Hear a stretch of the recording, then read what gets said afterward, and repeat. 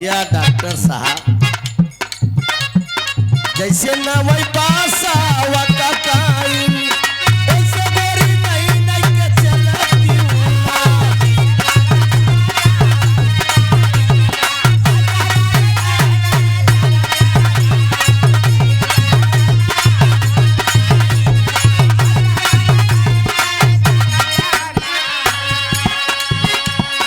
एक बसवारी का चुरैया एक बसवारी का चुरैया चढ़ली जवानी में धइल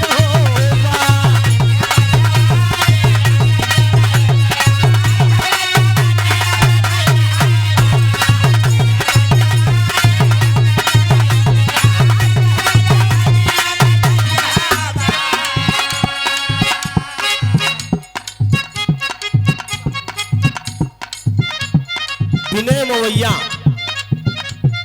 चिंतामणि उस्तापुर झूसी ना 21 रुपया का पुरस्कार बा भैया का प्रणाम बा। 21 रुपये का पुरस्कार सूरज चक्की वाले हमरे सोना सुहानी जी के दिए हैं, भैया का प्रणाम बा।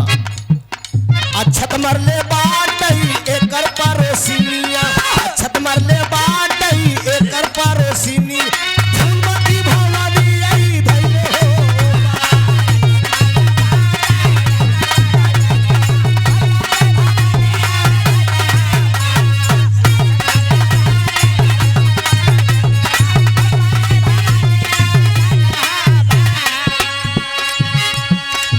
कोखिया खुलाई देना है डोमिनिया कोखिया खुलाई देना है डोमिनिया चावर की सिवनिया में धइले होवा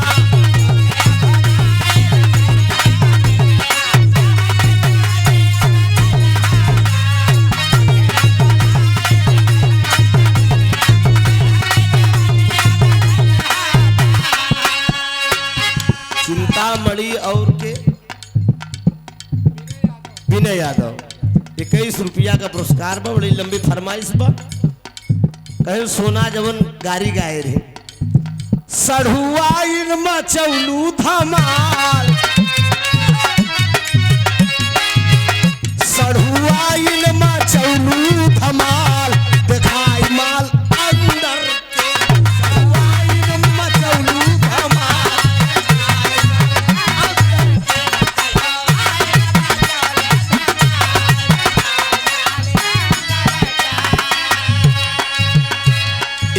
रुपया का पुरस्कार दूल्हे राजा जी के बड़के पापा हमरे जगत बहादुर यादव जी ओहर बड़का पापा बैठा है तेहर चाचा खड़ा है।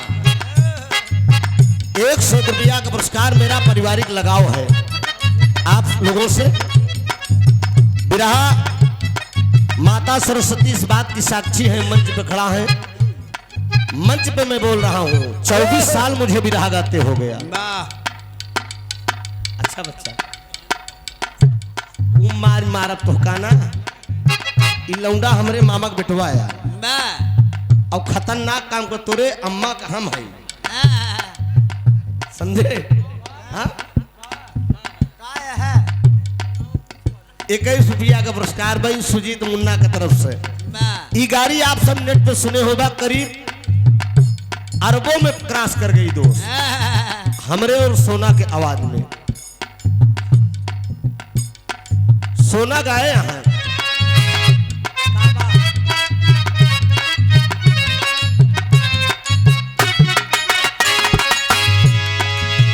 जगत बहादुर भैया की तरफ से 100 रुपया का पुरस्कार बहुत बहुत प्रांबा से बात की छवि आप कहे है ना उन्हीं के मेल में ना यहाँ से 2 लाइन हम गुदगुदाए दिए थे।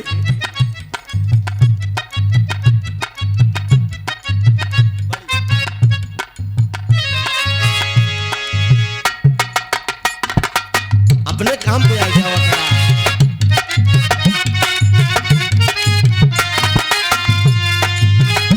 बड़ा बड़ा धूमपंच के आनंद आप सब ले है। देखा जगत बहादुर बड़ा भाई है, समय का बाउंड लगावत रहे जरूर मानव आपको बात लेकिन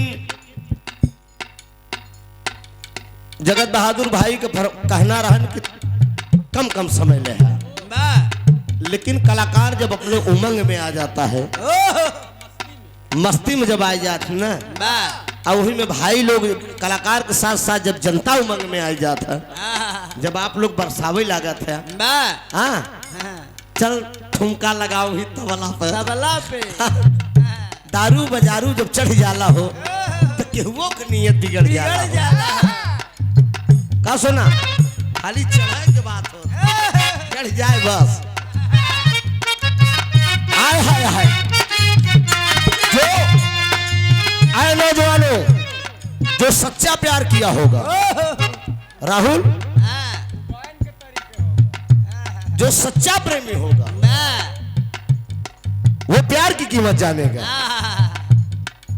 चाहे मेहरारू हो या मनसेधु, चाहे लड़का हो या लड़की, प्यार पाक होना चाहिए। सोना क्यों से प्यार करूं?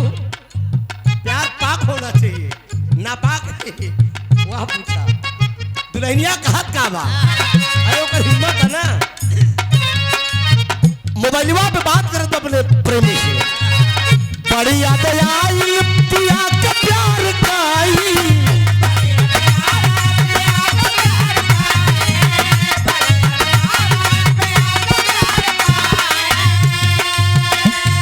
ए सखिए हमार राजा जब गुलबिया पान खाए के आवत मन बहुत खिताते काट ले, बड़ी याद आई पिया के प्यार काई,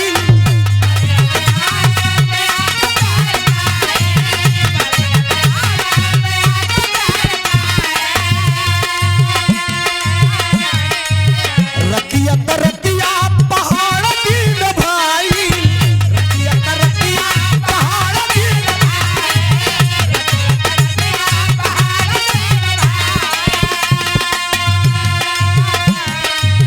बड़ी याद आई पिया के प्यार काई, रतिया तरतिया पहाड़ दिन भाई,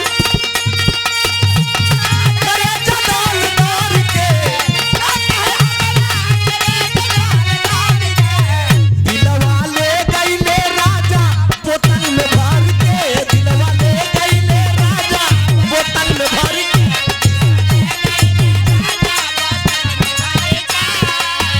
ए सोना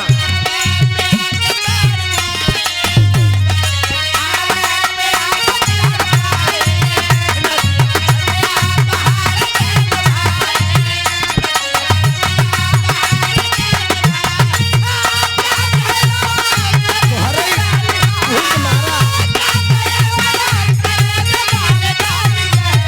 दिलवा ले गईले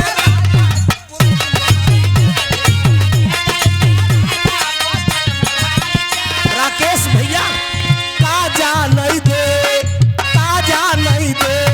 सहारा वाली कजरा, ताजा नहीं दे सहारा वाली कजरा, ताजा नहीं दे।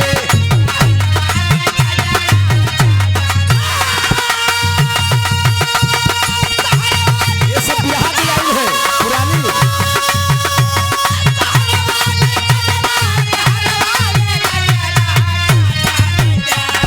सहारा वाली कजरा, ताजा नहीं दे।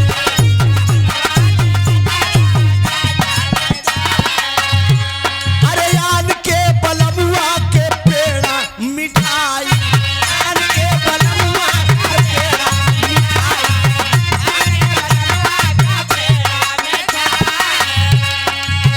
हमरे राकेश यादव जी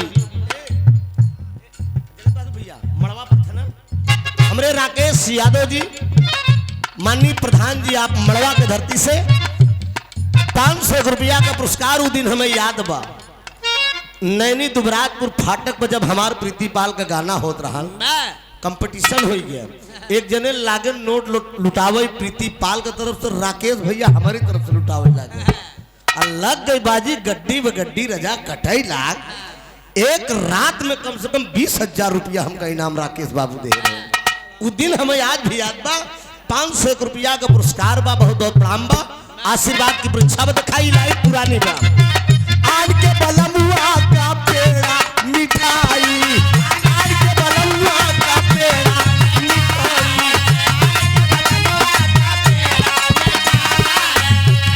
अरे अपने बलम के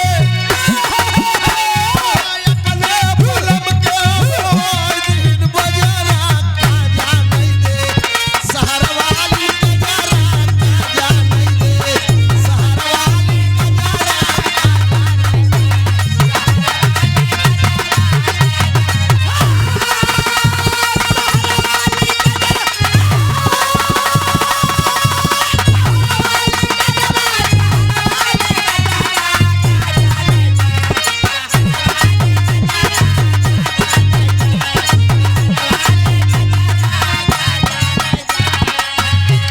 अरे यान के बलमुआ का सेजा सुताव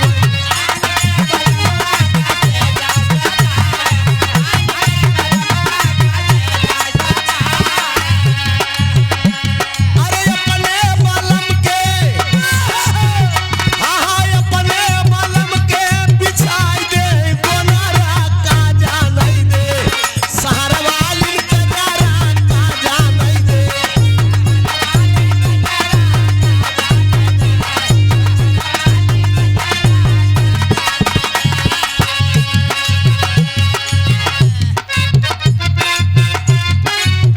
जियो शेर क्या बात है हम प्रीतिया के रतियो न जनली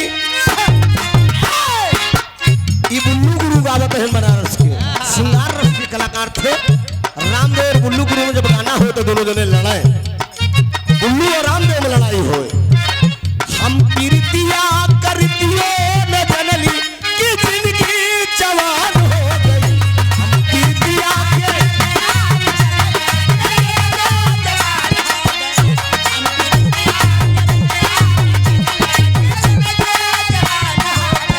हम प्रीतिया करतियो न जनली कि जिंदगी जवान हो जवान हो जवान हो गई अब ही दुल्हा के चढ़ली जवानिया अबे तो जवानी आवत है बेटा अब ही दुल्हा के चढ़ली जवानिया ये दुल्ही पुरान हो गई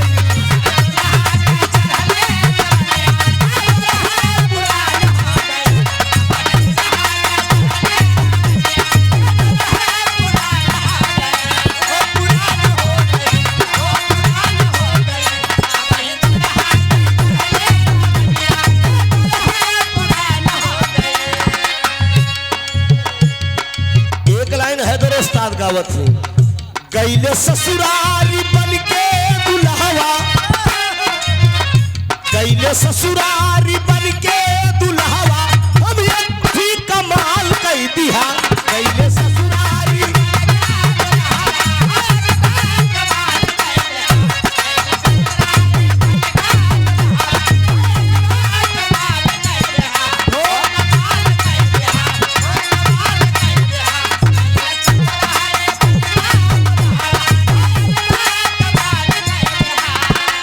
धर्मराज यादव जी की तरफ से 50 रुपया का पुरस्कार और अंश गुप्ता जी की तरफ से 21 रुपया पसवार का धरती पर बहुत प्रणाम बा सब भैया का नमन बा आशीर्वाद की परीक्षा बा बड़का भैया कमाल से ओह क्या बात हमारे मड़वा का धरती से आदरणीय राकेश यादव जी प्रधान जी हमारे बड़ा परम मित्र हैं लंगोटिया यार हैं इस क्षेत्र में कहीं भी आता हूँ आप लोगों से प्यार दुलार मिलता है 500 रुपया का पुरस्कार और फरमाइश बाकी रामायण से गाना हो चाहिए ये है ना अच्छा था जगत बहादुर भैया ये बतावा आज एक मिनट बहुत जगह विराह गावे जाए तो कल गाना हमार सोना के भाई यही कोड़ार घाट के लगा हरगढ़ में स्वामी जगन्नाथ जी के भंडारा बा एक पटेल जी के यहाँ यहीं से गाय के सोचते चला जा वैसे नहीं सोच रहे कि घर जाना है कुछ काम है इन लोगों का तो बिरहा तो तमाम गावत है एक बात की बतावा जब आपको फरमाइशे होए गवा बिरहा हम अपने विचार से अपने मन चाह गावे के मूड में रहे लेकिन नहीं चाहिए दिल दुखाना किसी का सदा न रहेगा जमाना किसी का अगर आप का आदेश है तो बिरहवा एकदम सोना के गनवा में एकदम गनवा दरेर दे, ठीक बा मेल में। ठीक है, आप भी याद करेंगे कि आज क्या बिरहा हो रहा है। देखा कंगन का मैटर हर अटक ग्रहण कंगन हर अटक चलत बा, एकदम जोड़ का मामला हुई। त गईले ससुरारी, गईले ससुरारी करके दुल्हावा अब ठीक कमाल कई बिहार।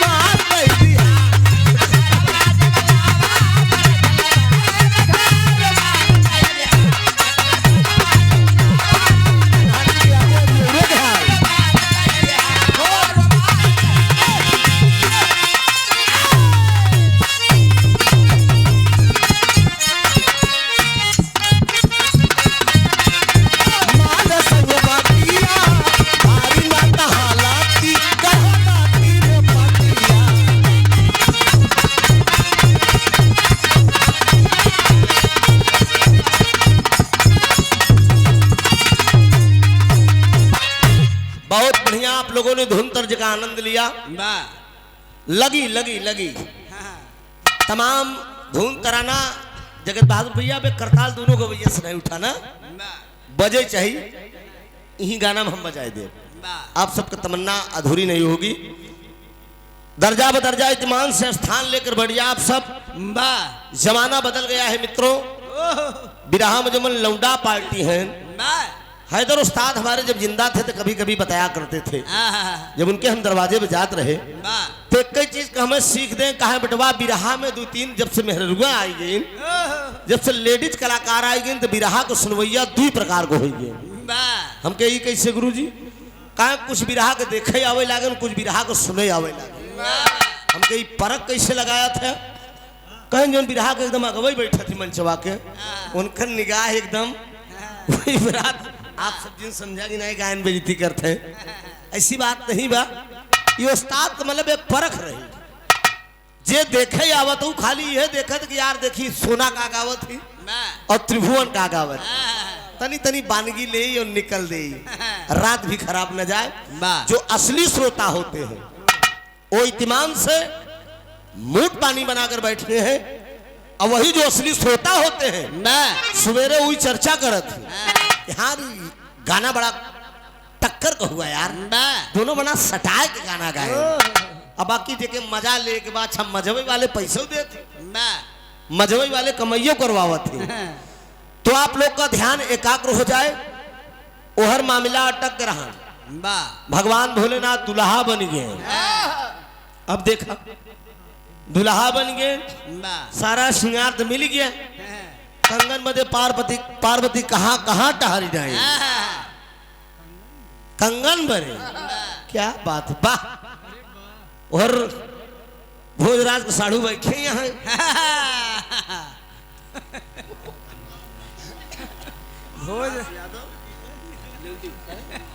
सुभाष यादव आप लोईदी से दुल्हा राजा का चंचल मुन्ना टैठे रहे तोहरे ऊपर तो नाच बहु बाकी है। पार्टी में सबसे टाइट तो ही नहा ए तू ही तीन तीन चार चार लोट हमारा था।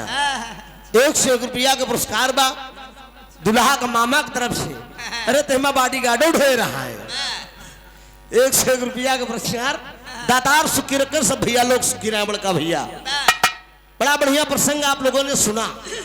एक प्रसंग इधर से भी है दोस्त। चला डॉक्टर साहब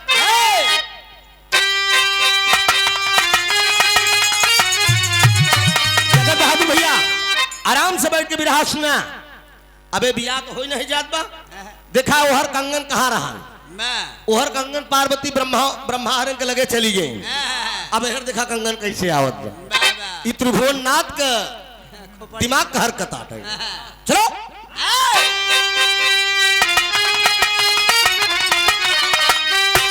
एक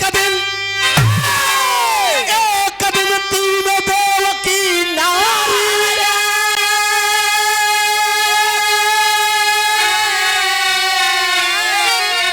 एक दिन तीनों देव की नारी आपस में सब राय बिचारी,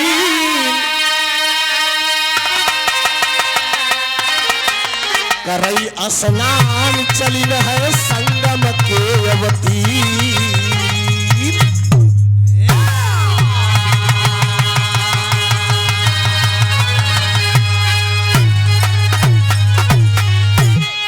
ध्यान दे दोस्त, एक बार तीनों देवताओं की नारियां कैलाशपति भगवान भोलेनाथ की अर्धांगिनी माता पार्वती, भगवान ब्रह्मा की अर्धांगिनी ब्रह्माणी, क्षीर सागर पर विराजमान सामने रूप में भगवान विष्णु, दुनिया के पालनहार जिसे कहते हैं दोस्त, भगवान विष्णु की अर्धांगिनी लक्ष्मी, तीनों जने अपने अपने दुल्हा से मरकहवा काजर लगाई के, एकदम एड़ी में रंगना लगाई के। एक बात जान लो भैया, मेहरारू अगर प्यार से अगर बोल दे, मेहरारू प्यार से अगर मनसेधु से बोल दे, एका जान लगे करेजा ससुर हरियर हो जाता। ये बात ध्यान रहे, जरा पका मर्द कहीं भी आवे, केवल औरत हंस के बोल दे बस, और कहूं से जरा पका आवे बेचारा के खौहाए को दौड़ गई ने तो पूरा साला एकदम सब सत्यानाश हो जाता। ये बताओ इतना बढ़िया सोना मूड बनाए के आई तेज कर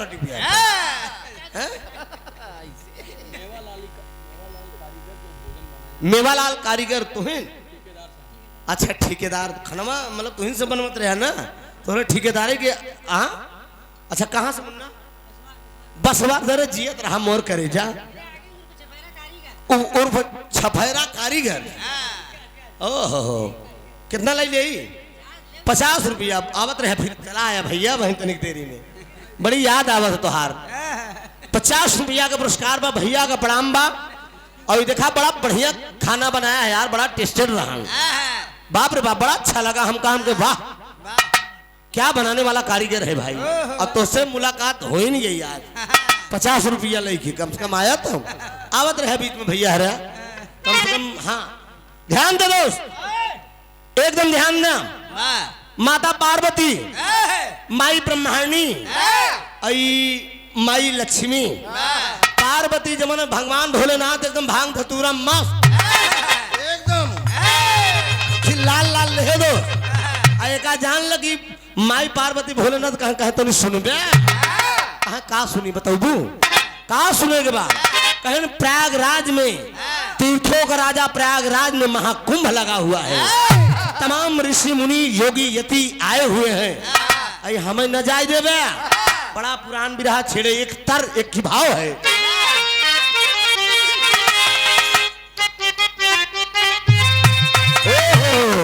देखा रुक जा रुक जा रुका रुका रुका रुका रुका। एक लड़किया का बियाह रहन महेश, एक लड़किया का नाम रहन महेश और लड़कीवा का नाम रहन चांदनी। चांदनी और महेश से मुलाकात हो गई दोस्त, और चांदनी के बियाह दोनों में कॉलेज में पढ़त रहे बाबूजी, एक ही साथ प्यार हुई गया। अब फर्क इतना था दूर, चांदनी बड़े बाप की बेटी थी और महेश गरीब बाप का बेटा था। तो जब चांदनी की शादी हो गई, महेश एक दिन रास्ते में देखा चांदनी को, और चांदनी को जब इशारा किया हाय, चांदनी कहती मुझे भूल जाओ, मुझे भूल जाओ। कहा हम भूल जाई, का भूली बताओ, क्या क्या मैं भूलू दूं? वो महेश कहता क्या है, ए चांदनी अरे हर एक चीज मेरी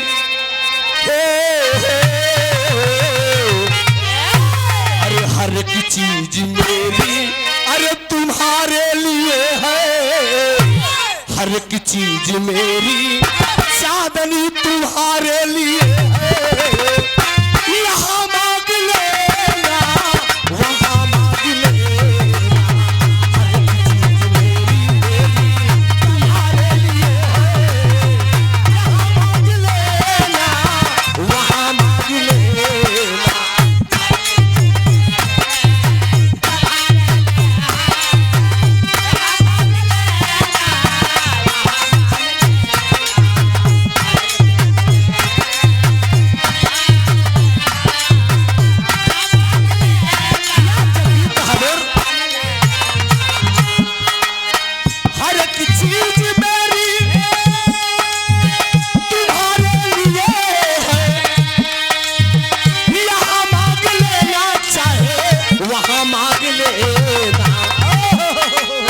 सड़क पर तो तुम मेरा, सड़क पर तो तुम मेरा दिल ले चुकी हो, सड़क पर तो तुम मेरा दिल ले चुकी हो,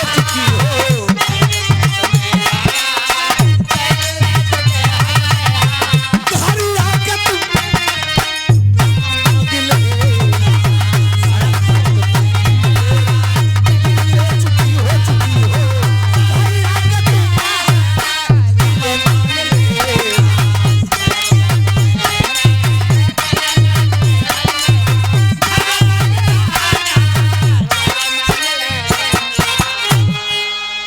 विराट साउंड कंपनी, पता Basahra Tarhar, Jasra Prayagraj, proprietor of Pawan sound company. ई स्पेशल 50 रुपया का पुरस्कार हमारे हारमोनियम मास्टर के देते हैं। ले ला तू कहन की इतनी बढ़िया लाइन लगाए दे दे। अरे तो इनका जाने डबल पीएचडी करे हैं, ये कहना जानते हो गया, ये डबल पद लेके बैठा है, पेशे से डॉक्टर भी है और हारमोनियम पर भी संगत करत थी। 6 साल इनका भेज दे रहे प्रीति पाल के साथ है, हाँ लेडीज एंड जेंट्स।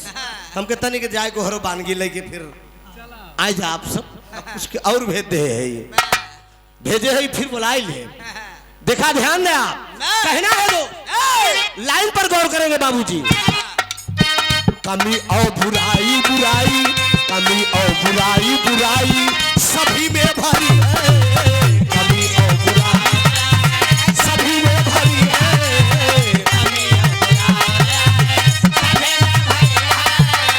बिना तो कमी का कोई आदमी नहीं, कमी और बुराई बुराई सभी में भरी है, बिना तो कमी का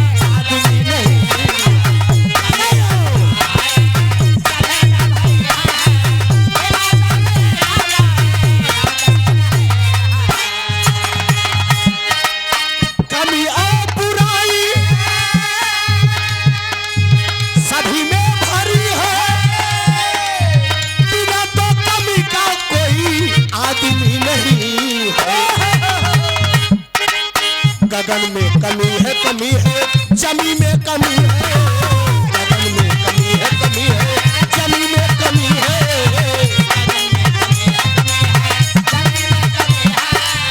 तुम्हारी कसम की हम सभी में कमी है, गगन में कमी है जमी में कमी है, तुम्हारी कसम की हम सभी में कमी है।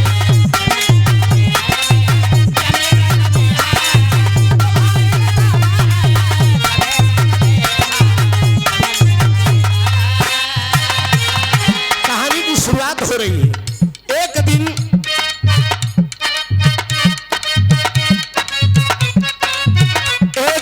बैठ कर दिन देवियां विचार करती हैं,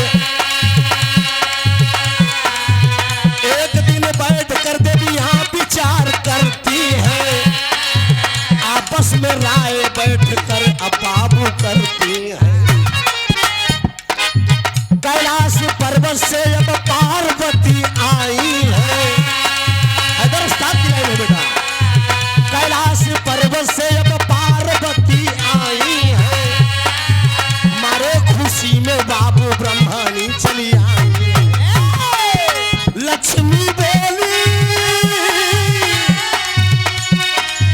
लक्ष्मी बोली गीत गावा सुनला दीदी हो। लक्ष्मी बोली की तगाव कुछ दीदी हो। मना हुलास बाटे मन में खुशी होती है। पार्वती बोली संगम स्नान करने जाना है। पार्वती बोली संगम स्नान करने जाना है। अपने दुल्हा की बात मन में बाबू ठाना है। अरे बात को समझ लो दोस्त, तीनों देवियां एकत्रित हो गई, माई पार्वती, माई लक्ष्मी और ब्रह्मणी अपने अपने घर से चल दी, अपने अपने मनसोधु से इजाजत लेके भगवान भोलेनाथ से इजाजत लेके पार्वती चल दी। कहन हम जाते ही प्रयागराज में इतना बड़ा महाकुंभ लगा, तमाम ऋषि मुनि आए हैं, कम से कम स्नान कही आई स्वामी। भांग का नशा में भगवान भोलेनाथ कहें चल जा दुल्हे, जा चली जा। हर बाबूजी पार्वती चल दी, तब जब चल दी तो हर से ब्रह्मणी चली आवत रहे। हर से लक्ष्मी आई गए, कई चौराहे पे तीनों जनों से मुलाकात। जब तीनों जनों से मुलाकात हो गई तो नमस्ते नमस्ते भाई तीनों कर दीदी ठीक हो ना। अब मेहररुवन के आदत बा आशीष, मेहररुवन के आदत बा अगर एक दो तीन मेहरारू अगर साथे हो गए तो कुछ न छेड़ी ही, केवल बात ही बात में अपने दुल्हा का चर्चा छेड़ दी। अपने अपने मन से लगी कही ए दीदी जाना तो हमारे पिटुआ के पापा कैसे हैं। कहन का बताए दीदी हमार बड़ा गुस्सैल बा, कभो कभो बतिये में गुस्साई जाता। अरे लेकिन तनिक देरी में हम जब नाई बोली तो ना हमका बहुत मन हवा थे। यही बतिया पार्वती छेड़ दी हिंदो, पार्वती छेड़ दी। कहें कुछ गाना बजाना गावत चला तो समय कट जाए। कहें कि दीदी लक्ष्मी बोलती कहीं बड़वार तू ही नहीं तू ही शुरू कर दे, तू ही शुरू करा, तू ही से अच्छा लगे। ओकर बाद पीछे पीछे हम हूँ अपन गावत चली जाब तो टेरी के भाव बा। अरे मेरे राम अरे नहाई तीरबे निगाह चलिन आए हाय। अरे रामा रामा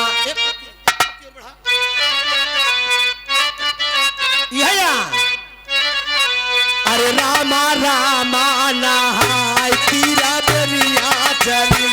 रामा रामा नहाय तीरबे निगाह चलिन।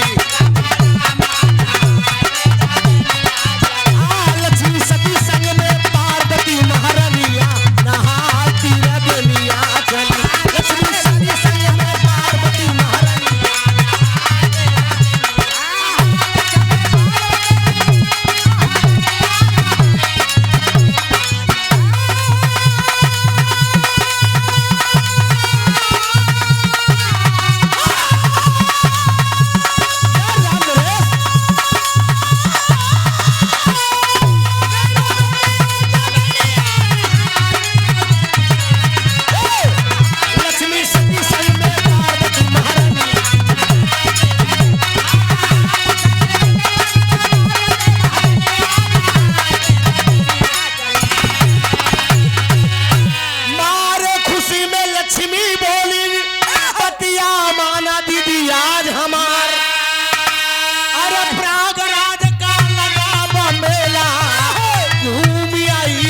सुना हुआ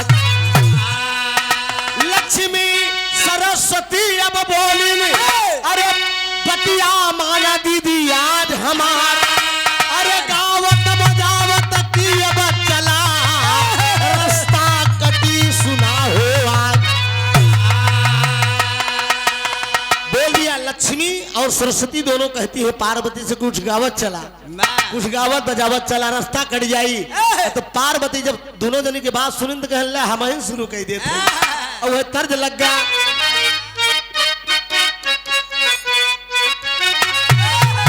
बड़ी पुरान तर्ज जब श्रीकांत बैस गावत रहना आकाशवाणी में दोनों आंख के अंधा। श्रीकांत बैस दोनों आंख के अंधा, उनके मेहरारू का नाम रहा कुमकुम बैस।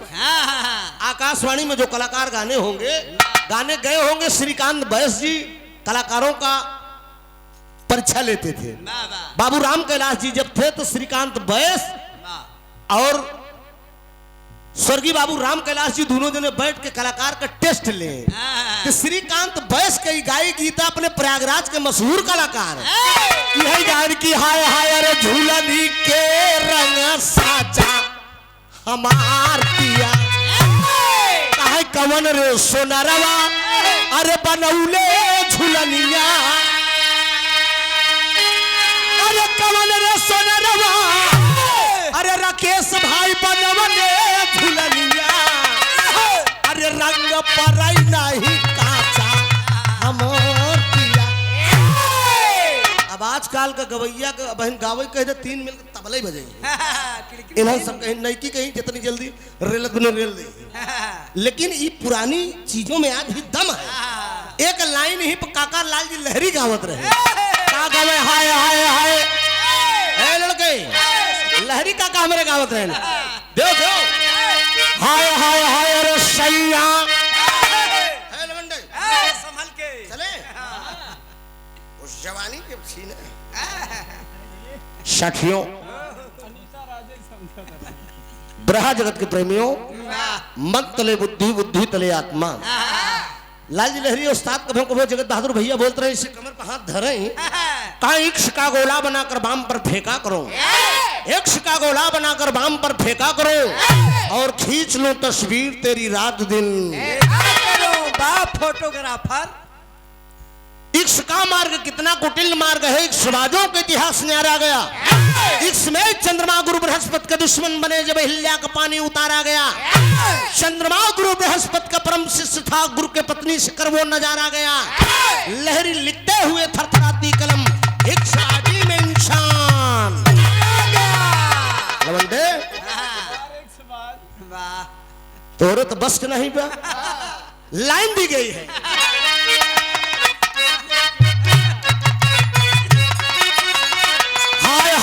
सैया सैया मिला बड़ा हल्का भगवान कसम मिला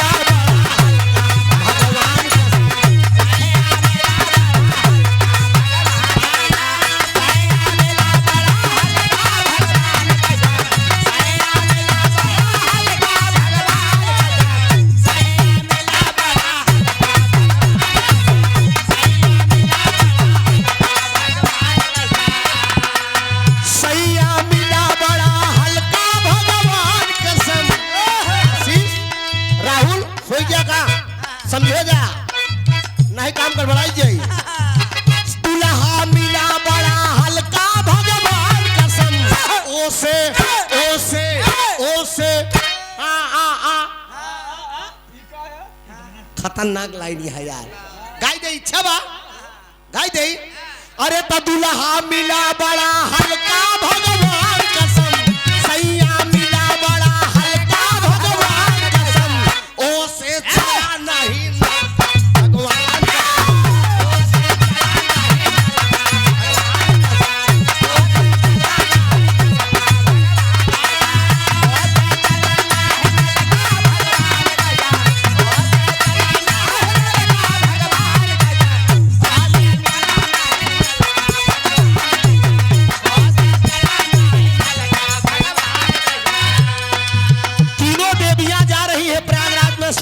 स्नान करने के लिए दो लेकिन पार्वती गावत कहाँ है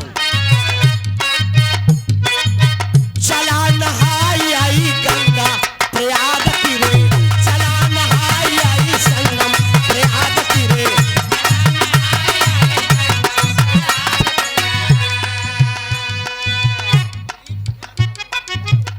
दिलीप कुमार यादव जी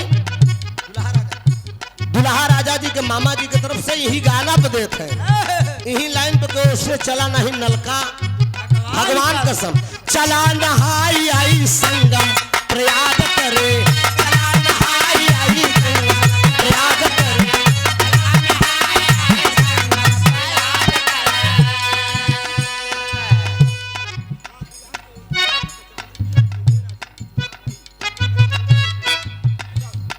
दुल्हा राजा की तरफ से 50 रुपया कौनो बात नहीं मोहब्बत में बेचारू अब का करें अब एक तो नहीं गाज खुद ही गिरे जा दिव्या देसी कहावत कहीं पे कहे घबरा जिन बेटवा जब गड़िया हल्दी लग जाई ना तब समझ में आई हम तनी ठेठाऊ बताई थी केहू जने बुरा ना लागे, गाँव एकदम पुरानियन के बात बताई थी।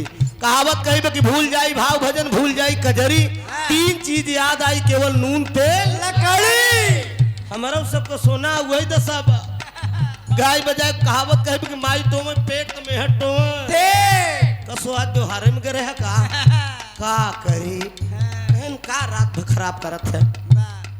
समय का फेरा है दोस्त। दुल्हा राजा की तरफ से 50 रुपया मालिक करे, भगवान करे, जोड़ा दोनों प्राणी के बना रहा है और बढ़िया हंसी खुशी बीते।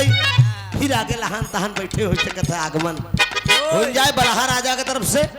हमरे जगत बहादुर भैया का छोटका मुन्ना है, 50 रुपया भगवान करे खूब बढ़िया तरक्की करा। नहीं बढ़ाई दे कहता है कि दोहराई दे। सैया मिला बड़ा हल्का भगवान कसम, मामा को जब अच्छा लगबा तो कहा बताइए। अच्छा दुल्हा को फूफा नहीं आई है कहा फूफा फूफा है, मौसिया और जीजा है। मौसिया होबे करी मतलब चाचा हरन कहा ना तो काहे आवत नहीं है, कहे तो शर्माता है। ए राजू अब नहीं उबे तो कब उबे गए पे उबे हैं, अब नहीं उबे अब के गए कब आइबे हो वाला। सैया मिला बड़ा हल्का भगवान कसम, दुल्हा मिला बड़ा हल्का भगवान कसम।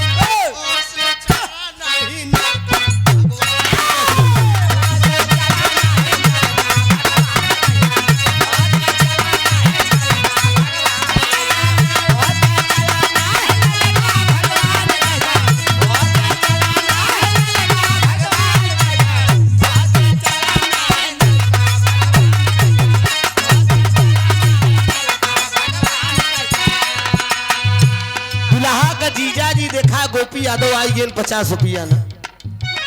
वाह भैया वाह, प्रणाम भाई, आशीर्वाद बा। मौसियों हरा जहाँ कहूँ हो दर्शन दई दा फुफा रे। अरे 150 तो चोर ना यहाँ आई होबे तो कुछ जबम होबे करी। चला नहाई आई गंगा प्रयाग तीरे, चला नहाई आई गंगा प्रयाग तीरे।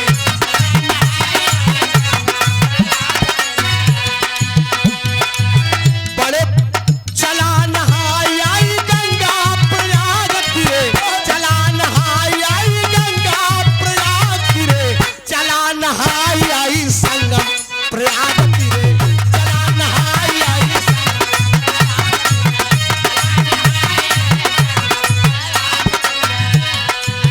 बड़े बड़े ऋषियन के आइल बाय खड़ावा, बड़े बड़े ऋषियन के आइल बाय खड़ावा।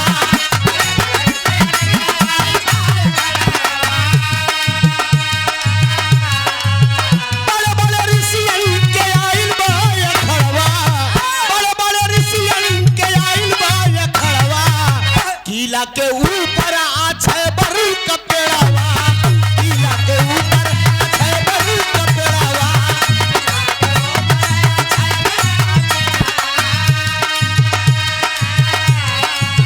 किला के ऊपर आछे बरु कपेड़ावा। बनवाया है हनुमान चला हो सकी, बनवाया है हनुमान चला हो सकी, बनवाया है हनुमान चला हो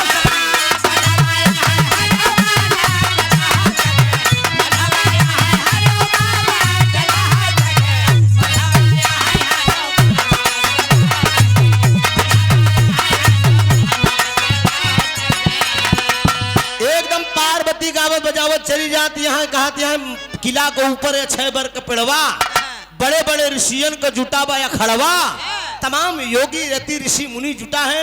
अब बनवा यहाँ हनुमान चला हो सकी।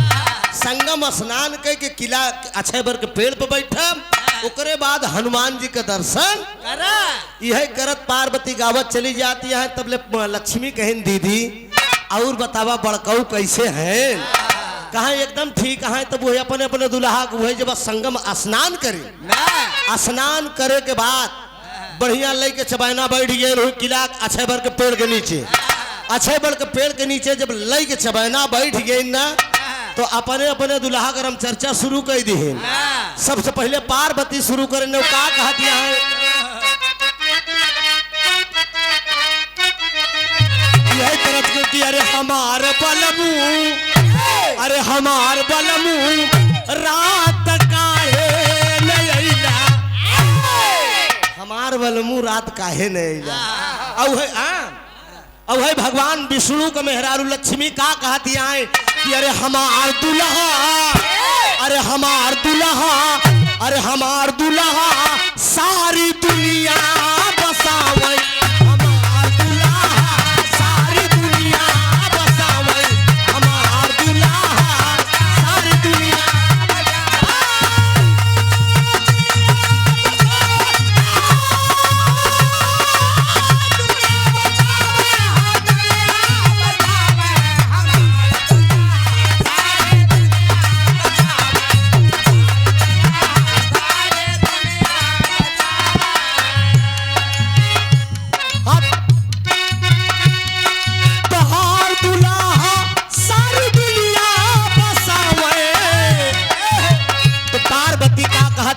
हमार दुल्हा ब्रह्माणी बोल दिन कहे ना हमार दुल्हा सबके जोड़ा लगावे, हमार दुल्हा सबके जोड़ा लगावे, हमार दुल्हा सबके जोड़ा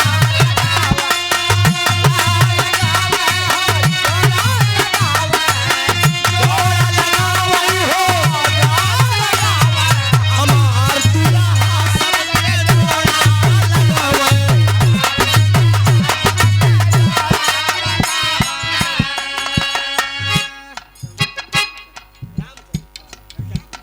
घटौली गांव, भटौली गांव से आप दुल्हा राजा जी के आप फूफा जी, बहुत बहुत प्रणाम, वंदन अभिनंदन बा।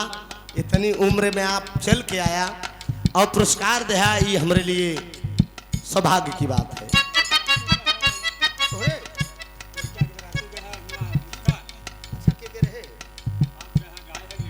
अच्छा अच्छा, बहुत बहुत धन्यवाद। कम से कम आज मुलाकात हो गई कई साल के बाद, वंदन है अभिनंदन दुल्हा राजा की तरफ से। अच्छा मामा है, दुल्हा राजा के मामा की तरफ से नगीना जी की तरफ से 100 रुपया का पुरस्कार बा, बहुत बहुत प्रणाम बा। तोहार दुल्हा सबके जोड़ा लगावे, पार्वती कहते हैं कि तोहार दुल्हा सबके जोड़ा बनाए, हमार दुल्हा सबके घाटे पहुंचावे, हमार दुल्हा सबके घाटे पहुंचावे। तोहार में से दू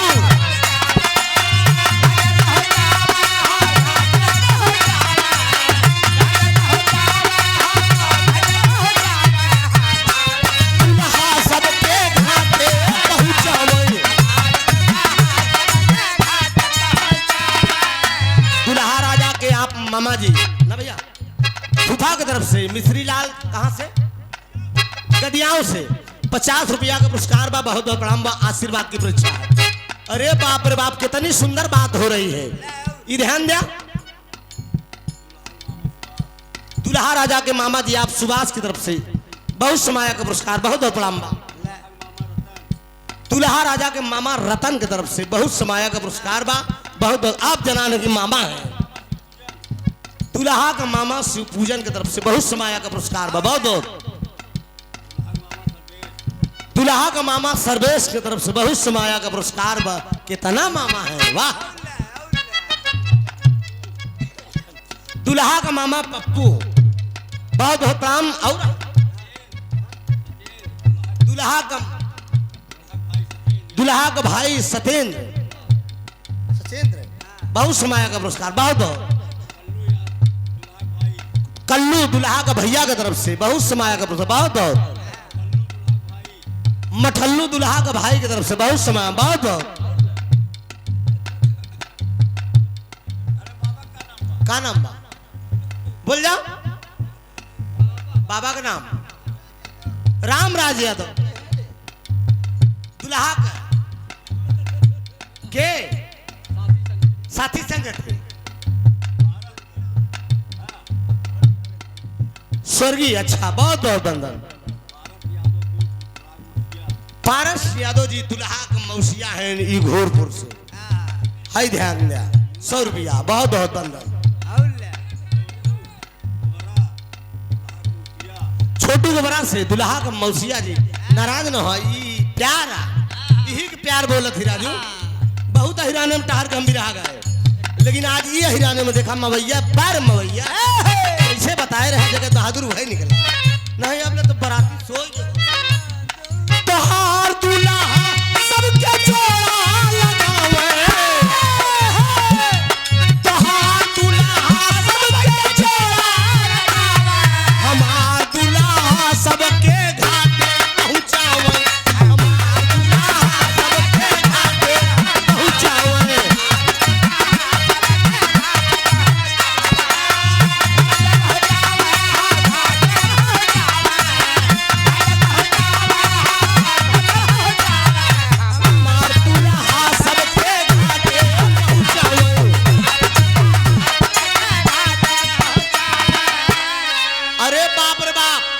लक्ष्मी बाई बोल दीन कि हमार दुल्हा सारी दुनिया बसावे। ब्रह्माणी कहिन कि हमार दुल्हा सबको जोड़ा लगावे।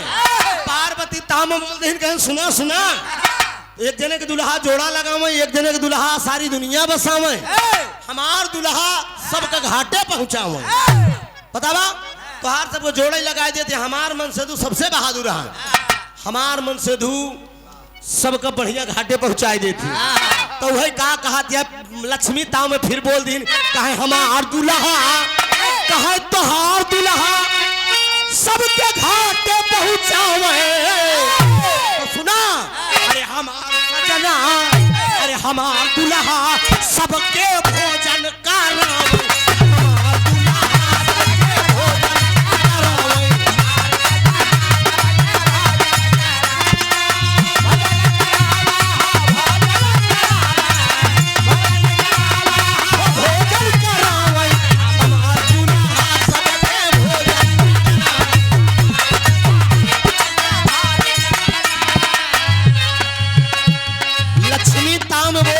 सुना अपने आप के बड़की बनत हूँ हमार दुल्हा सबको भोजन करावती। भोजन पशु पक्षी जीव जंतु सबका भोजन हमारे सैया करावत ही। अरे बाप रे बाप तो कहे नहीं नहीं ब्रह्माणी कहे ताऊ में बोल दिन कहे हमार दुल्हा सबको जोड़ा लगावे। कहे ओ हो कहा तोहार जोड़ा लगाए देहन तक आप जोड़ा लगाए बड़कई है कहा भोजन कराए बड़कई बा। हमार मन सेधु सबसे सारे मन सेधु तोहरा सबका मन सेधु से बहादुर है मान मन सेधु। अरे बाप रे बाप ब्रह्माणी कहीं बहुत ताऊ में यहाँ ये तनी मन सेधु को पी रही है कहीं तब का समझती है।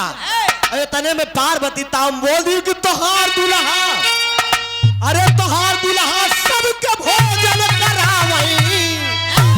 ए लक्ष्मी ए अरे तोहार सजना सुना अरे तोहार दुल्हा अरे तोहार दुल्हा जग में पिटहा कहावे। तोहार दुल्हा जग में पिटहा कहावे।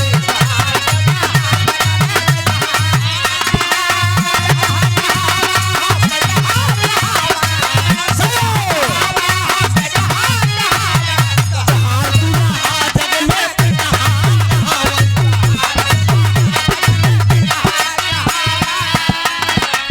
कितनी लगहर बात पार्वती और ब्रह्माणी बोल दी लक्ष्मी के कहा तोहार दुल्हा सबका भोजन करावे लेकिन तोहरे दुल्हा सबसे ज्यादा पिटहा कहावे। कहे ये बात कहे हाँ हाँ तोहरे दुल्हा शालिग्राम है। एक जान ले जब लोग कथा सुने बैठ जाती ना तो चना मिर्च में उठा के बोरा जाती टपाटा पहले शालिग्राम का नाम ही तब आगे काम हो। कहीं बात कहे हाँ कहे तोहार दुल्हा सबसे ज्यादा खाबो करत हो। अरे बाप रे बाप लक्ष्मी के बात लग गई। एक बात जान ले भाई साहब मेहरारू का चाहे जमन कह दे बर्दाश्त कही हैं आ कहूँ मनसेधु के विषय में अगर कुछ कह दे तो जिए के जान लगे जमाल पाल दे। पार्वती ब्रह्माणी जब ये बात बोली तो लक्ष्मी के बात लग गई। दो तीनों देवी की करीन स्नान तो तीनों देवी करीन स्नान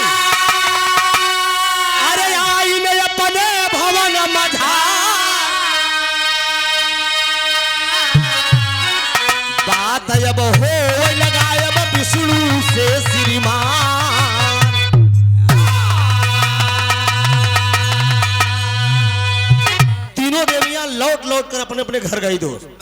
माता पार्वती कैलाश पर्वत पर गई, सरस्वती ब्रह्माणी ब्रह्मलोक में जाती हैं ब्रह्मा जी के पास। हर सब जने का मामला ठीक है, लेकिन पार्वती एकदम घुप्पा फुला के बैठी है। पार्वती एकदम घुप्पा फुला के बैठी है, तो होत का बा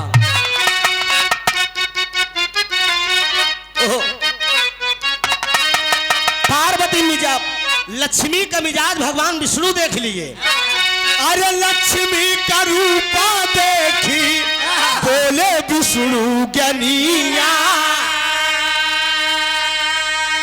बतिया के माना गुलना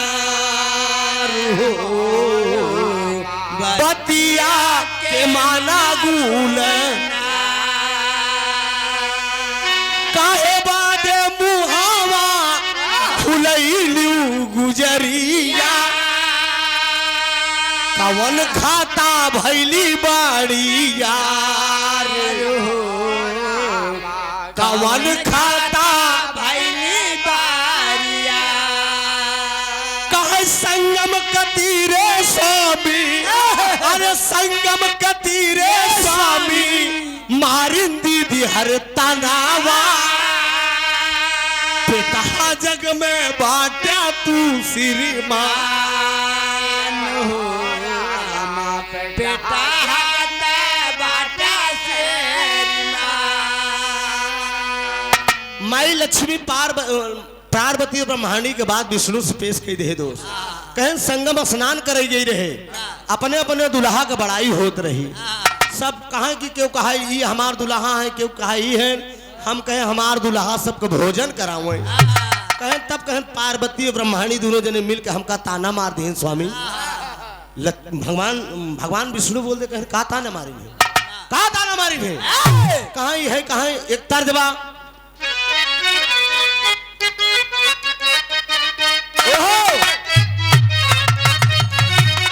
तर्ज कलाइन कि दुश्मन मिले सवेरे, दुश्मन मिले सवेरे मगर मतलब यार ना मिले, दुश्मन मिले सवेरे मगर मतलब यार ना मिले,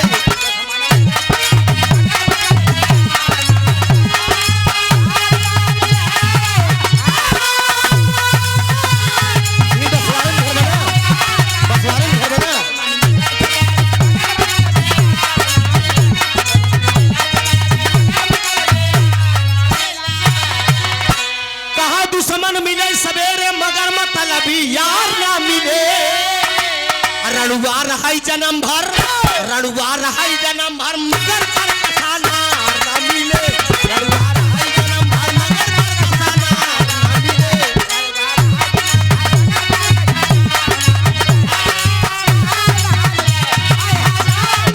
रामगढ़ कांड में आप सब सुने हो गया, उस्ताद हैदर अली जुगनू को रामगढ़ कांड में सुने होगा ठाकुर श्याम सिंह का। जब सितारा बाई एक रंडी के पीछे पूरी दौलत श्याम सिंह लुटाई दे, तो ठकुराइन का बोली कि रंडी के पीछे, राकेश भैया ठकुराइन कहा दिया है, अरे रंडी के पीछे तोहरा के धर्म बेकार हो जावा, रंडी के पीछे तोहरा के धर्म बेकार हो जावा।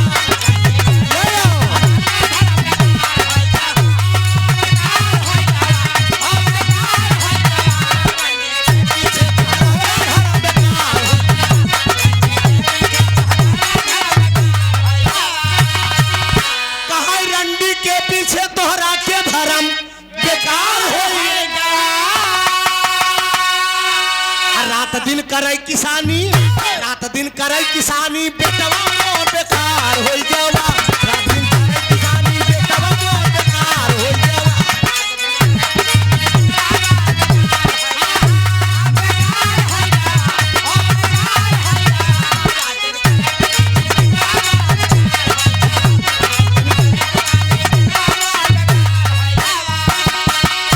कहाँ बेचे हैं 2 बीघा खेत, रुपया नागिन को है, बलैया ले सितारा, बलैया ले सितारा प्यारा मोर संसार हो गवा। लेकिन लक्ष्मी जी विष्णु जी से कहा था कि तोहरा के पीछे, तोहरे पीछे स्वामी हमारा अपमान हो गवा, तोहरे पीछे स्वामी हमारा अपमान हो गवा।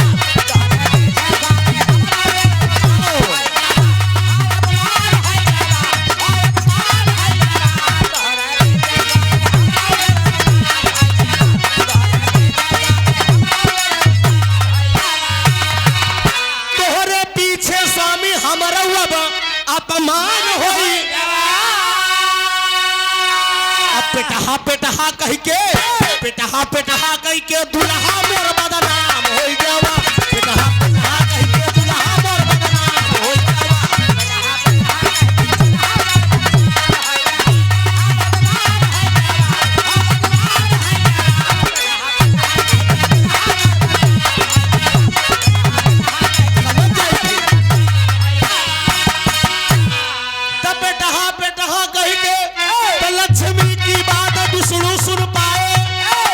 झट से बाबू हो मुस कंगन दिए थमाई कंगन दिए थमाई सुल्ला जू के काल हो गवा कंगन दिए थमाई सुल्ला जू के काल हो गवा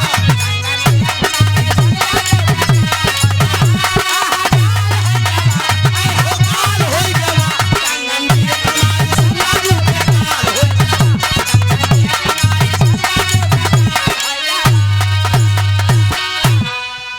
बात जान ला बाबूजी है लक्ष्मी बोलते हैं कहन बताओ सब हुआ पेटहा पेटहा तो होगा कहत रहन हमार के तनी बदनामी भई कि हमार मन सेधु पेटहा है हां इतनी बड़ाई भाई सबका मन सेधु कितनी बढ़िया बढ़िया बात भाई और आखिरी में ब्रह्मांडी और पार्वती दोनों जनी कहे तोहार दुल्हा पेटहा है कहनी बात बा कहन ब्रह्मांडी का बोली नहीं कहा ब्रह्मांडी कहन कि हमार सजना सबको जोड़ा लगावे कहन पार्वती का बोली कहन कहा वो कहत रहन कि हमार सजना सबका घाटे पहुंचाओ कहा अच्छा तो ब्रह्मांडी मतलब भी बोलिन कि हमार सजना सबको जोड़ा लगाओ मतलब तो तोहका बरे का कहन कि हमार दुल्हा जग में पेटहा कहाँ है कहा हाँ स्वामी कहें का बताए न कहें वही कहें सालीग्राम बन के सालीग्राम बन के जो चना मिर्च में बोरा जा छोटा पट्टा कहें बढ़िया वो खात ही करे बाद सबसे पहले तो तोहार दुल्हा सबसे बड़ा पेटहा कहन अच्छा ठीक बात कहें तब कहे चिंता न करा अब मेला लगाई जाए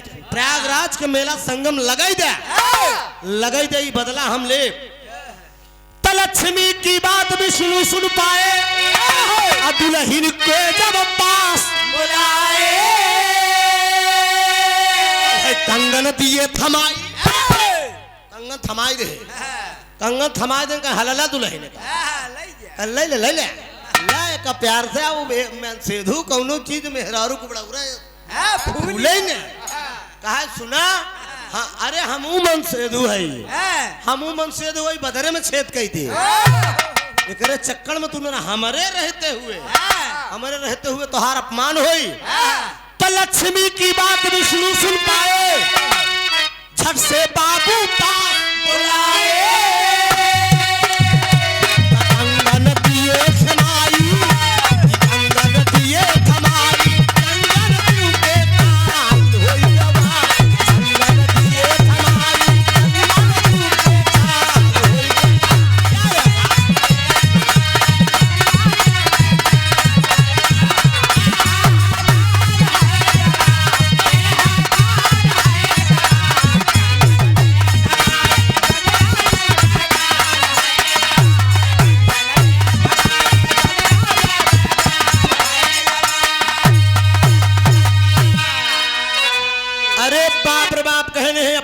बदला हम ले तू चिंता न करा भगवान विष्णु लक्ष्मी के बुला ले कहन बड़ा जोड़ा लगावत है उनकर मन से धुना ब्रह्मा बड़ा जोड़ा लगावत है चिंता न करा हम एक ऐसा उपाय कह देते हैं एक ऐसा उपाय कह देते हैं कि जिंदगी भर जोड़े लगावत रहे एक जान ले हमार नाम विष्णु बा ए राहुल हमार नाम विष्णु बा हम ऐसा उपाय कह दे कि जिंदगी में जोड़े लागत रही बेजोड़े कह दे कब हम छोड़ बोल दिए कन्हैया आजा मेरे दुल्हन अरे हमार करे जा आजा आजा लक्ष्मी एकदम बाबू की बढ़िया दौड़ के आए कहन बोला बोला बोला का हलला ई एके देखत हो दुल्हन का हाँ हाँ कहन ई काया का जानत हो कहन काया कहन ई कंगन ई देखा कंगन हो रहा रहन ना भोलेनाथ का दुल्हा बनावे पर कंगन खोजे खोजे कहाँ चला गए रहे अब हेरो कंगन आई है ई ध्यान दे कंगन हेरो पहुंच जाए पे विष्णु जो है कंगन उठा के लक्ष्मी के दे देहन कहन ला प्रयागराज का संगम आई नहावन बड़े जोर से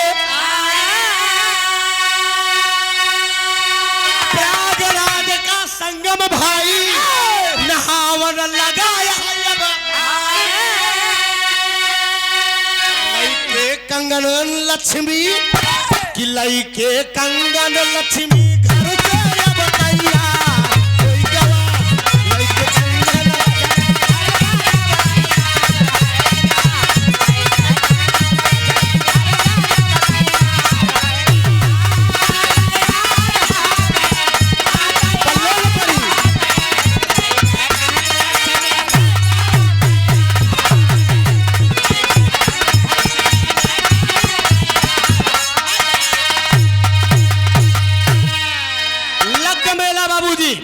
लग मेला भगवान विष्णु बोल देन कहने धीरे धरा ये कंगन ले जाऊ जब फिर संगम स्नान करे जाऊ प्रयागराज के जब कुंभ मेला लगी तो लई के लक्ष्मी और पार्वती जब अपने अपने दुल्हा के बड़ाई करे लगी ही ना तो बस जब जोड़ा लगावे के बात आई ना तो हल्के से निकाल के अचरे में ही खोसे रहो और निकाल को है कंगन थमाई दे तो जब मेला लगा प्रयागराज के शॉर्टकट में आप सबको बतावत है प्रयागराज का जब मेला फिर लगता है दोस्त महाकुंभ जब लगा तमाम ऋषि मुनि योगी यति तमाम लोग आते हैं नागा बाबा हरिन विराजमान तरीके का बढ़ावा है भैया अमन पहले से डाउन बोलत बा हेलो हेलो सब टाइट करा ऐसा वो बात ना तनिक सीला लेत बना ठंड पावत बा तनी सब बढ़ा दे तनी मतलब गर्म ही चाहत है ना जब फिर से मेला लगता है दोस्त तो ये भगवान भोलेनाथ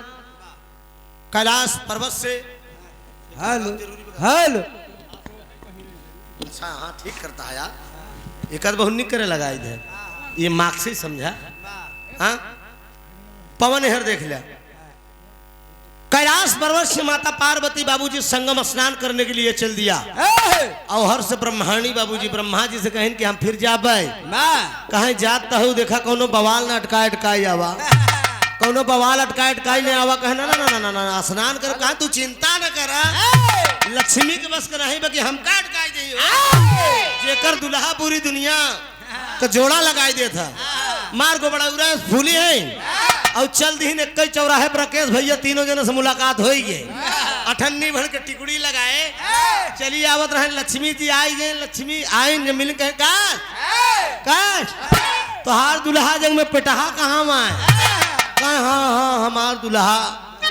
पेटहा कहावत कहाँ कहाँ तोहार दुल्हा कहाँ मार दुल्हा सबको जोड़ा लगावन तो वह होत का आल्हा का भाव बा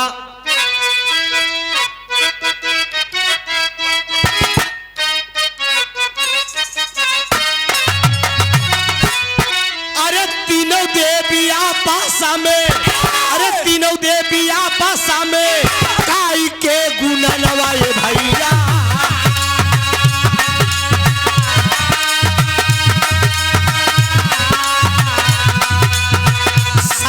स्नान करके बैठिल सीरी माँ संगम स्नान करके बैठिल सीरी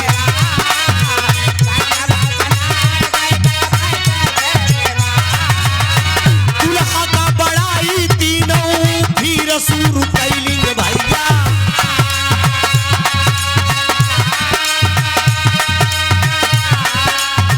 बाकी बात में लक्ष्मी कंगन थामा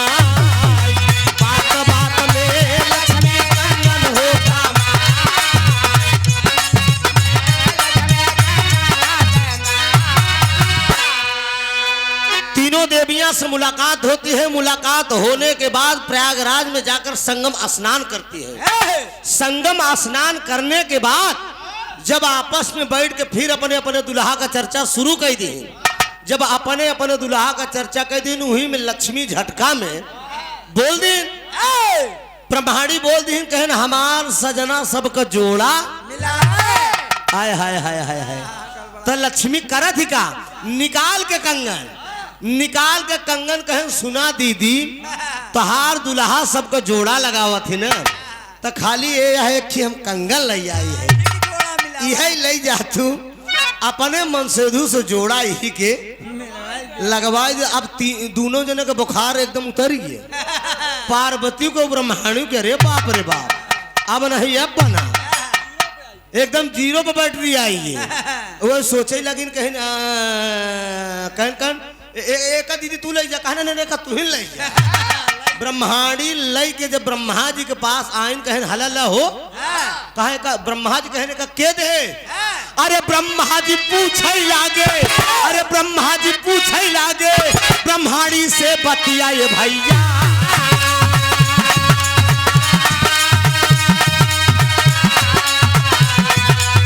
कंगन कहाँ से पाऊं मोरी गुलना, कंगन कहाँ से पाऊं मोरी गुलना।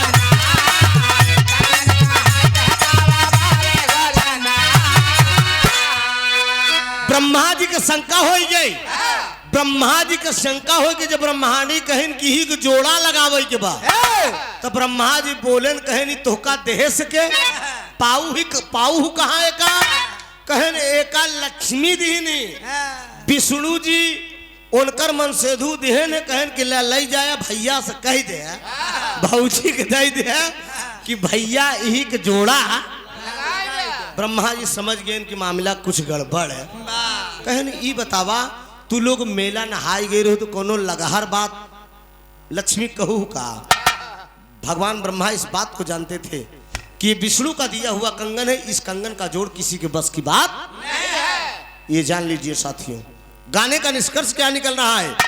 वही ब्रह्माणी से भगवान ब्रह्मा पूछ बैठे, कहा बोलो प्रयागराज के स्नान संगम स्नान में लक्ष्मी का काप तो से लोग से बात भई, कहा कुछ नहीं अपने अपने दुल्हा का बड़ाई होत रही, हम झटकम बोल दिन। कहा का बोलू हूँ, कहा हम यही बोल दिन कि हमार दुल्हा सबको जोड़ा लगाओ। जोड़ा लगावे वाली बात है कि तबे तक कंगन हिया तक आई नहीं गया। कहला लगवाओ तू नहीं जोड़ा अब लगवावा मार जोड़ा ही लगवा सी रहो। हाँ तो ब्रह्माणी कहीं का हो मतलब एकर जोड़ तोहरे पास नहीं का, कहनी हमरे बस के नहीं बा एकरे चक हम एकर जोड़ो न लगाई पाऊ। अब एकदम मुंह लटक गए ब्रह्माणी के मुंह लट गए। कहन बतावा हमार मनसेदु फेल हो गया, भगवान मनसेदु हमार फेल हो गया। लई के कंगन कैलाश पर्वत पे पहुंच गए ब्रह्माणी। कहन दीदी हमार मनसेदु तो जोड़ नहीं लगाए पर हो सकत है तोहार लगावे। अब भांग धतूरा में एकदम भोलेनाथ भांग धतूरा में मस्त पार्वती कहा अरे कुछ सुनबे कि एकदम मस्त ही रह कहाँ काया कहन यही को जोड़ लगावे के भाई, यही को जोड़ लगावे के कंगन का सारी नशा हेराएगी शंकर का। देखते ही मांग कंगन का नशा हेराएगी कहाँ पाऊ, कहाँ एका लक्ष्मी एका विष्णु भेजन है और लक्ष्मी लई आई नहीं। आई जोड़ लगावे के बात आई है ब्रह्माणी के लगे ब्रह्मा भरे लेकिन एहर खसकाई दीन। कहन जा फिर दोनों जनी को कुछ कहू कहा बस केवल इतना ही कह दी नहीं कि हमार सजना सबके घाटे पहुंचावे। ब्रह्माणी कहन हमार दुल्हा सबको जोड़ा लगावे। कहा तब कहा हमारे दोनों जने के मुँह निकल गई कि तोहार दुल्हा जग में पिटाहा कहाँ हो। कहीं बात कहन हाँ कहा वह पिटाहा कह दी इतने पर मामला फंस गई। कहा जा जब पिटाहा के मन सेधु अगर पिटाहा बनोगू तो भोगा यार। कहा का कहने कंगन का जोड़ न लागी तो फिर का होत बा।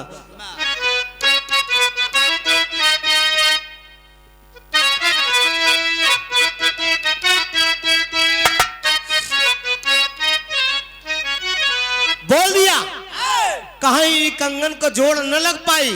अब बाबूजी एकदम तीनों देवियां जब फिर प्रयागराज का महाकुंभ लगा तो तीनों जनी हुई चौराहे पे फिर भेटाएगी। तीनों जने लक्ष्मी एकदम फूल के गुबड़ौरा भाई हैं कि जोड़ आवत होई चौराहे पे जब भेटान कहन कर दीदी है रे जोड़ा कंगन वाला जोड़ा। पार्वती और ब्रह्माणी एकदम मुंह लटकाए बाबूजी खड़ी हैं कहन दीदी हमरे गलती का माफ करू जमन तोहरे दुल्हा का हम पिटाहा कह दी। कहन तब कहन का कहन ई कंगन का जोड़ हमारे मनसीधु का बस का नाही बा। कहन तब वह तीनों देवियां कहती क्या है आखिरी भाव है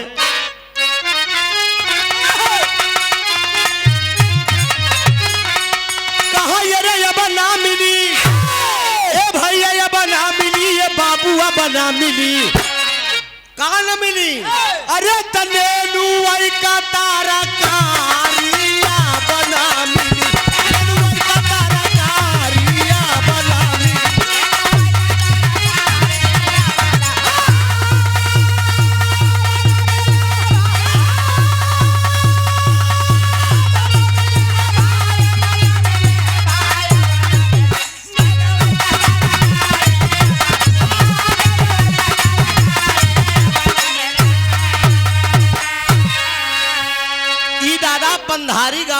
लेकिन नेनुआ का तरकारी अब ना मिले। एक कलाकार से गाना हो जो कहा नेनुआ गली गली झुरात बा।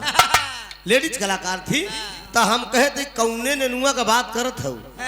ये हाइब्रिड वाला जो खेतवा में होत बा देसी नेनुआ जवन छानी पे होत रहन राकेश भैया ऐसे कांटा टाइप के रहत रहन ऊ नेनुआ का बात बा।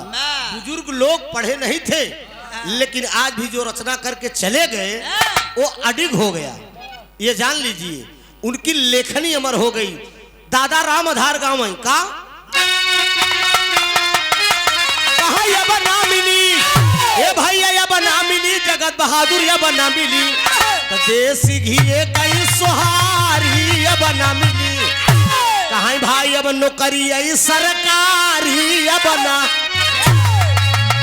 सरकार निकारे बका अग्निपथ। हाँ कई साल का 4 साल का 4 साल लड़किया का पढ़ाई लिखाई के कंप्लीट करा समझ तू बैठा चला। अरे बेटवा हमार तुझसे ज्यादा मुस्टंड बा समझा बिरहा हमार ना छूटी बल्कि तोहका छोड़वा के तब ही हम छोड़ा यह जान ले ये हमार बचन बा हमारे आगे बुढ़ापे हमार दावा बा। ये बात तब बोल दिए बाबूजी कहा देसी घी का सुहारी अब न मिली अब नौकरी सरकारी अब ना मिले। दोस्त नौकरी कितनी महंगी हो गई इस सरकार में। अग्निपथ योजना मोदी जी निकाल दे 4 साल में नौकरी करा फिर रिटायर हो गया 10-11 लाख रुपया मिली ओका बतावा का करबा जाए घरे गोबर फेंका। और जानत है कि ज्यादातर अहिरन के लड़कियां जवाना है पढ़ लिख के दौड़ लगाए के नौकरी फौज के लिए चाहती क्या योजना है। एक बराठी में बिरहा गावे गए हम और काका लाल जी लहरी अब बड़ी मेंटेन बरात रही हम पूछे हमके का यार ई दुल्हवा कोनो नौकरी पे है का कहीं गायन नहीं जनता का हम कहीं ही का यार कहा यही भारतीय में लड़केवा सफाई कर्मी बा हम के तब कहें कितना कहे 7 लाख नगद तय बा। सोचिए सफाई कर्मी कितना महत्व राकेश भैया। सरकारी इंटर 10,000 बीए बोरिंग 20,000 एमए ट्रैक्टर 30,000 इस जमाना का बात बा। तो भाई नौकरी सरकारी अब न मिली कहा पतिव्रता में हरारू सही बात ना पतिव्रता तो अच्छा राकेश भैया सब खोजती अपना पहले पतिव्रता बनाई सीता सब खोजती लेकिन राम क्यों बनाई अपना तो रजा एकदम कंठी उतार के धाई दे मेहरारू को अपने कहे कहूँ मोबाइल में बेचारू सोना मान अपने दीदी नहर से बतलात रहा या माई नहरन से एक सलान बेहरा पहुंची मरी 2 टमाटर कहाँ बतलात रहे रे पहले बताओ आपन न ध्यान दे सारा 24 घंटा वीडियो कॉल में मस्त रही हट चला दे। सोचा ये जमाना बदोस्त। आखिरी लाइन है साथियों भोजपुरी बिग गंगा चैनल पे एक लाइन मैंने गाया था हाय हाय अरे अब ना मिली ए भैया अब ना मिली ए बाबू अब ना मिली अरे तजे कर मरी गई महातारी अब ना मिली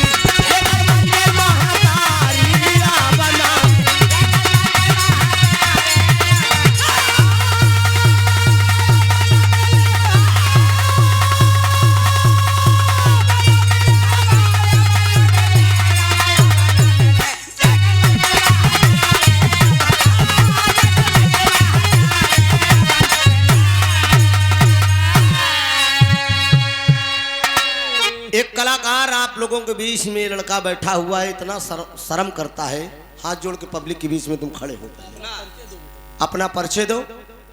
ये मैं बता रहा हूँ ये लड़का कहाँ का रहने वाला है बसहरा तरहार का ये लड़का रहने वाला है गोविंद पाल इसका नाम है। ये लड़का कल मेरे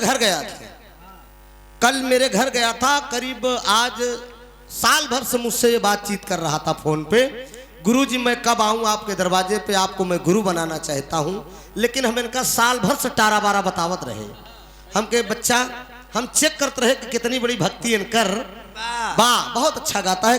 कल मैंने मेरे घर पे ये मुझे गुरदीक्षा दिया जो इसके भाव था जो इसके पास सेवा था 2-3 लोग और वो इनके साथ में आए हैं लिवा के गए थे और बहुत अच्छा गाता है पाल समाज का लड़का है। इस क्षेत्र में हमने भी सोचा कि एक शिष्य मेरा हो जाए। बैठो, बहुत शर्म करते हो, गाता लेकिन बहुत अच्छा है सोना, आवाज बड़ी अच्छी है, लेकिन शर्म हटा दो बेटा, बात रहने दो। माला लत्तू पहन ले, खूब हमार उत्तराधिकारी बना कर हमारे बुढ़ाए के बाद तुम सब गए ना।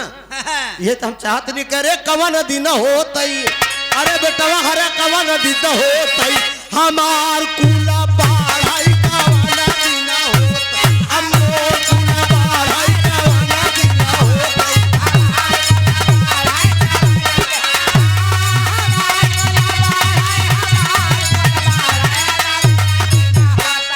मोर कुला बाढ़ाई कवन दिन होतई। हम चाहिए कि इलाहाबाद जनपद में कोने कोने में गवैया कह दी दो, जहां जाए नाम गुजे त्रिभुवन का कि कितना चेला त्रिभुवन का है। अरे सब दिन सियारे से जंगल आने बाटी, ये बात हमार गोविंद ध्यान दे बेटा, का कहा था हम। सब दिन सियारे से जंगल आने बाटी,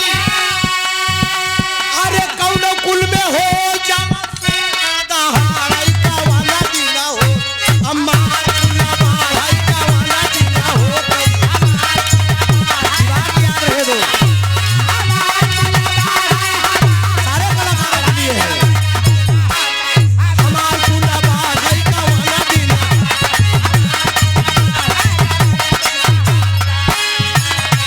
कहाँ दादा हमार रहे दिल्ली में तेल काढ़ाई, अरे दादा हमार रहे दिल्ली में तेल काढ़ाई, अरे कौनो कुल में हो नवाऊ में काढ़ाई कवन दीना होत, हमार कुला बाढ़ाई कवन दीना होतई।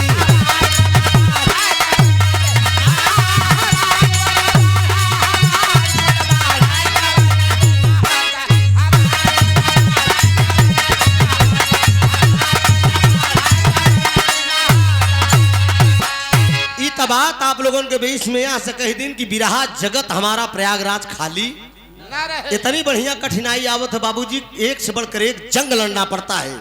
तो यहाँ से बात का देखो, बढ़िया तैयारी करा मुन्ना, तनी शर्म हटाए जा, बहुत शर्मात है एकदम। कलाकार को एकदम बेहिचक ऐसा दहाड़ के गाना का जोड़ हो चाहे ना हो, एक जान ले बढ़िया लपेटे अगर जान गया वो कभों का फेल नहीं कह सकती। हमार केवल हमार मंत्र ध्यान दे, बस यही बात रही बाबूजी। यार होता क्या है तीनों देवी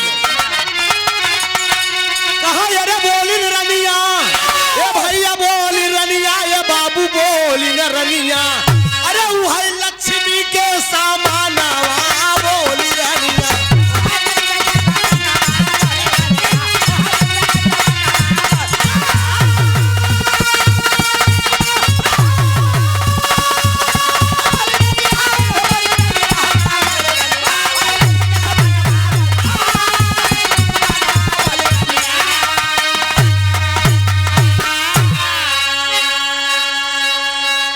तीनों देवियां बोलते हैं कि बाबूजी माँ लक्ष्मी से गलती मानती हैं कि हम लोग गलत बोल गई, जमन तोहरे दुल्हा का पेटहा कह दिन, हम हाथ जोड़ते ही गलती मानती हैं तीनों पार्वती और ब्रह्मणी। बाबा कहनी कंगन को जोड़ा हमार दोनों को मन से धो नहीं लगाए, न ब्रह्मा लगाए पाए न कैलाशपति लगाए पाए। पुनः उस कंगन को लक्ष्मी को दे दिया, लक्ष्मी जी ले जाए को कंगन विष्णु जी के दे देहन, अब विष्णु जी मुस्कुराए देहन, कहे कस दुल्हन, कहे रहे ना कि तोहार मन से दुल लाखों में कहा है, हमारे दुल्हनी के आगे हमार बेइज्जती। एक ही कंगन में औकात दर पे आएगी ना, खाली एक ही कंगन में औकात दर पे आएगी।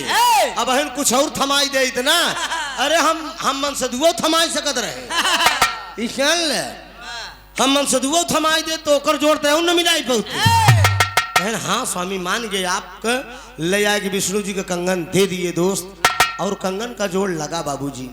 गवैया के को गाना खराब करे मेरे तमाम लबेदी हर हर बतावे लागत है, लेकिन असलियत पॉइंटेड चीज है दोस्त। अगला राउंड में मेरा ये बिरहा है, वक्त आएगा तो सुना दूंगा आप लोगों को। स्वामी गीता नंद अनंत भय भुल्लू तज दिए कोतारी, राम धार जुगनू स्वर्ग में गईले सब सारद कई बलि, अरे राम चली। अरे यादव त्रिभुवन